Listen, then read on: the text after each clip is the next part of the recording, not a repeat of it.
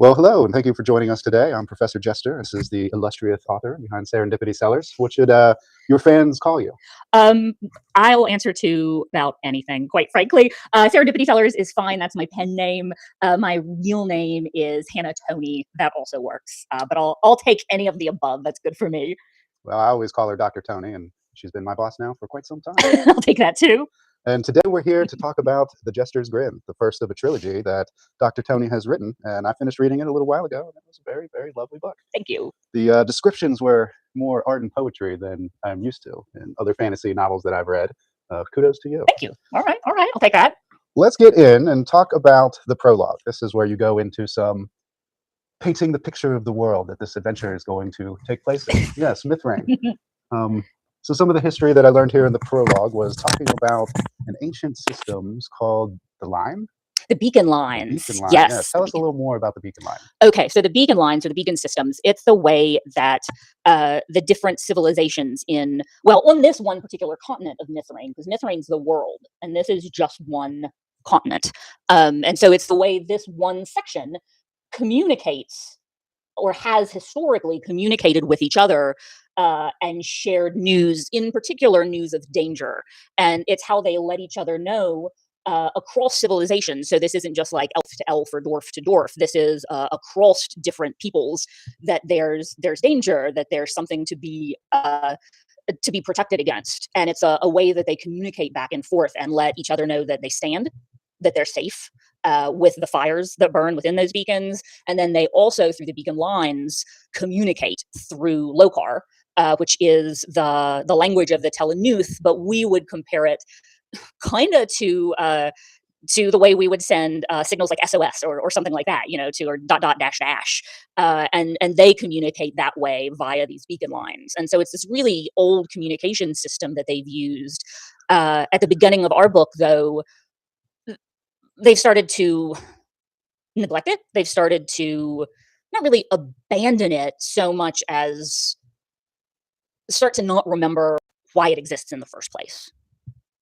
So the prologue opens up talking about the darkness of old and why these lines were in place. And there you go. We're talking thousands and thousands and thousands of years of maintenance and upkeep, keeping this, these intricate telecommunication systems back in a old time scenario. So a lot of manpower, a lot of maintenance to protect something that in the present day of the story, nobody even really remembers. They don't remember why they're so important. They don't really. Some people do, and that's part of so much of this story is about memory and how important remembering is, how important stories are, how important history is. And that's how we begin, is that after all of this time, people have started to forget what they were protecting against, what they were even standing against. And therefore this darkness that we start the story with has started to really rise to power again. And it's because of forgetting. Let's talk a little more about the darkness. The prologue definitely references this ancient foe, and all of this expensive upkeep and maintenance is to keep the Empire's diligence so the darkness doesn't win again. Is it a real entity that you fight with a sword? Is it a mental thing that creeps in and corrupts you? Oh, you're gonna have to stick around and read for that. That's no, yeah, that's gonna be way too much. That's too much story points for me to get too into there. Because you're gonna discover, I think you do discover some of that as you get into the book, but the fact that you're left with some of those questions, you're gonna get more of that. I will tell you right now in book 2, you meet the darkness at the very end of book 1 briefly in the epilogue. So very, very briefly, you really kind of meet it. Well, and I got the sensation, the darkness introduced in the beginning here in the prologue, and I've read the book, and it's never a prominent, but because it's here in the prologue that it's, at the heart of what's happening in this trilogy. So I'm interested to find out more. You'll find out a lot more in book 2. Is any of this paralleled off of modern day society and civilization? I mean, the battle of light and darkness is age old, and you can see it everywhere you turn your head. And we, as a species, have always struggled with it. I mean, I guess some of it can't help but be. So, I mean, I think you kind of answered your own question there by continuing with the question. You kind of answered it. It can't help but be. And one of the reasons, I started this book when I was 20. 1920. So just a few years Oh ago. yeah, just like 2 years ago, totally. um, so yeah, just years ago. But I was completely incapable. Not just 2 years ago. That was obvious. That was sarcasm, guys. Just in case you didn't catch that, hardcore sarcasm. Decades ago, I started this book. Decades ago, but I was completely incapable of writing it because it took so much emotional maturity. It took so much organizational maturity. It took so much social maturity. And so much of what goes on in this and book two and book three, um, has been watching what goes on in the world and in organizations, because I've worked in the public sector. I worked in small government, in state government. I've worked in the federal government, or with the federal government, I guess I should say. I've worked in public schools. I've seen leadership at its absolute best, and I've seen servant leadership at its absolute best. And then I've seen the way that somebody can come in and just destroy that and squash it. And I've seen the good and the bad sides of that from a watcher perspective. I tend to kind of sit back and just observe things. And so I've spent decades observing that. And these books take all of that and distill it into fantasy.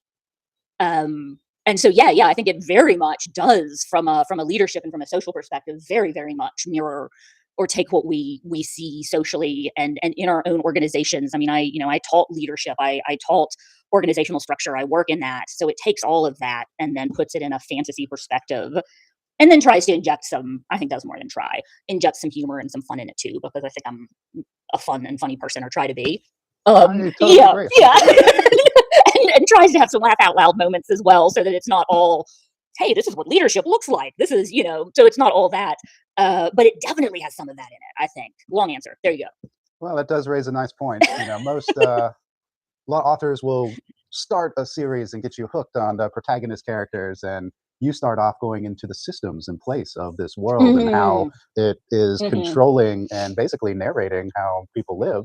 And it reminds me a lot of our own reality. And it was a very unique approach to the opening of the book, and I enjoyed it. Oh, thank you, thank you, thank you, thank you. That was intentional. That was intentional. Thank you. You are a very intentional author. So some more questions for the readers out there. The pacing of the book goes pretty quick, and the prologue is the only little drink of what this world is, this myth reign. Perhaps you could talk a little bit about some of the various races and where they hail from, and Sure. maybe even embellish on some of their history. Yes, and we're going to spend a lot more time with some of them in book two.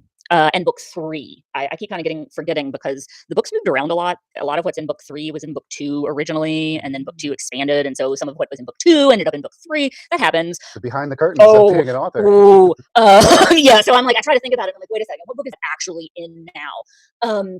But you get to know the other races a lot more. Some of the ones that in book one we just kind of go really quickly. Like the Telenus. The Telenus. You spend time with the Telenus. So we will get to go to their You get to go there. Yeah, we actually go there and spend some time with them and meet the matron and all of that kind of stuff. But this is where they live. So this is the Telenus. And I've got a painting I did actually just last week so that we can actually kind of see what they look like. They're very big. They're like 9 to 12 feet tall. They are cousins to the gray dwarves. So they're very distantly related to dwarves, obviously, because dwarves tend to be more around 4 feet tall. So they're, very different. Dwarves are kind of, I didn't want to go very far astray from what people are accustomed to when they're talking about dwarves. I didn't want to break from the mold. So dwarves are kind of what you're expecting from dwarves. I don't think it's going to be something that you're going to be shocked. They all sound Scottish? Wait, well, not maybe that part. I mean, they could. I guess. I didn't write them. You're not going to read a Scottish accent when you read them. But they're kind of gruff, good-hearted, live in the mountains, live underground, largely miners. They do kind of have a contentious relationship with with elves. Not at war with by any means, because frankly, none of the races can afford to be at war with each other, because the war with the darkness is going on for so long that they really can't afford to be at war with each other. So they have some contentious relationships, but there's no war between them. And so that's the dwarves. But then the Telenus they're very at one with the earth and the mountains in a way that is even beyond, I would say, and different than the dwarves, because dwarves tend to force or fashion the mountain into their being, into what they want it to be. And the Telenus speak to the mountain. They sing to it. They are one with it. And so they look like the places that they live. Their skin tone and actually their skin texture has become like the mountain.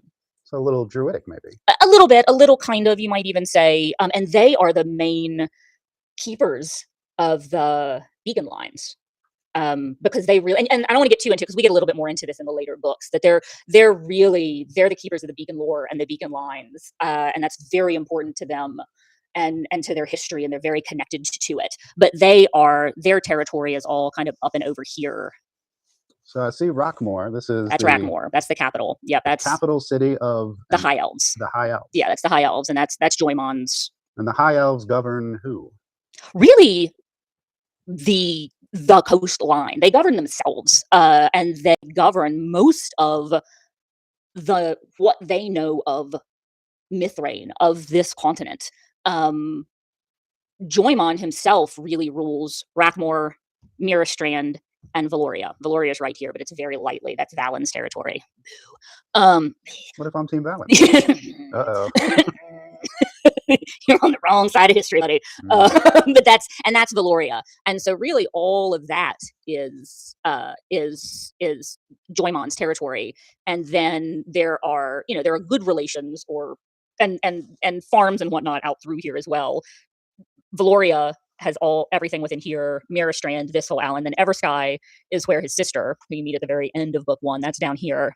So this is where Eversky is. I recognize the Shadow Teeth. Yep, the Shadow Teeth. Bashel Bay, of course. Pretty quickly. Yep.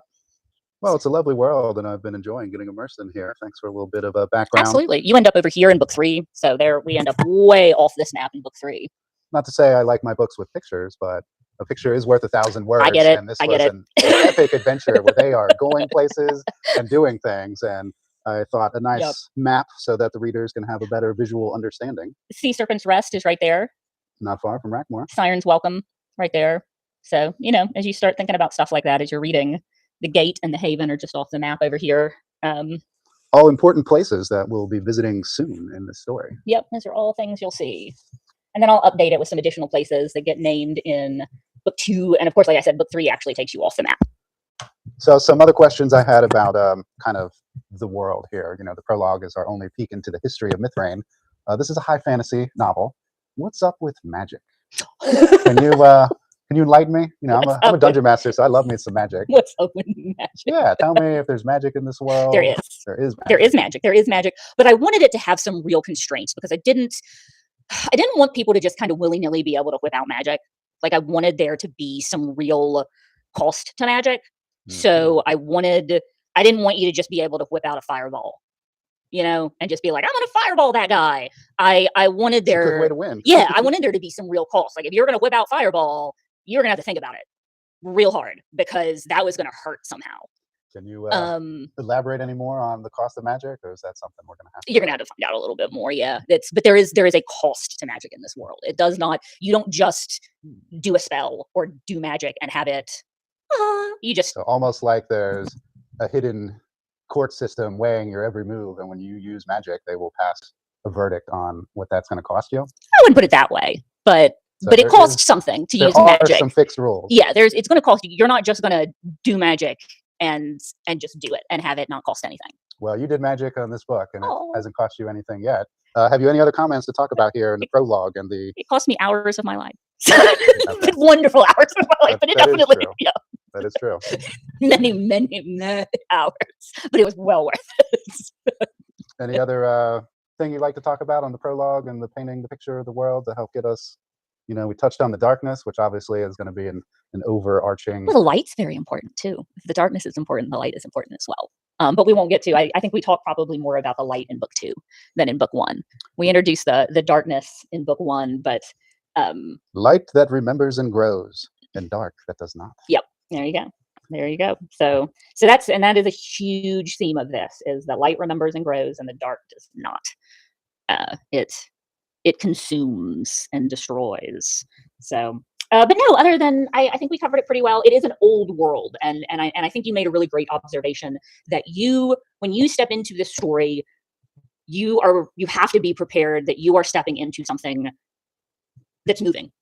You're stepping into something that's already well on its way, and And I think you feel that when you step into it, and you kind of have to be prepared for that. And you mentioned that, I think, when you started reading it, of it can feel a little disorienting at first. Most of the fantasy novels I've read in the past, you almost always start with some prophesized character who's a lowly little peon in their power, and they work their way up to, fulfilling their destiny. Whereas here, we are surrounded by dynamic, powerful people everywhere doing their thing, been doing their thing for thousands and thousands of years. So it is a little overwhelming to jump into that kind of epic machine in motion and navigate through the tale. Yeah, and you are in something that is in very much in motion. So I do appreciate that it can be a little bit disconcerting, and I appreciate readers who trust me enough to go, ooh, okay, there's something going on here, and read on, because it's intentional, and it keeps slow revealing. To your point, it is intentional, and it keeps what you think it's missing. It keeps revealing as the story goes on, as this kind of slow roll. You keep being released things through. Even in book 3, you'll get things that you're like, whoa, okay. This is a fast-paced And it is, adventure. and yet it's fast-paced at the same time. Yet If you blink, a paragraph of description could, fill in so many blanks. Which is an odd combo to have. It was a feat that you pulled off masterfully. Oh, thank you. I appreciate that. Okay, well, I feel like we should end on that one. Before I say anything stupid, Dr. Tony and the prologue on The Jester's Grin, the Storykeeper's Daughter. Stay tuned, and we'll go through chapter by chapter and pick the author's brain and see what she has to say. Thank you. Thank you for joining us.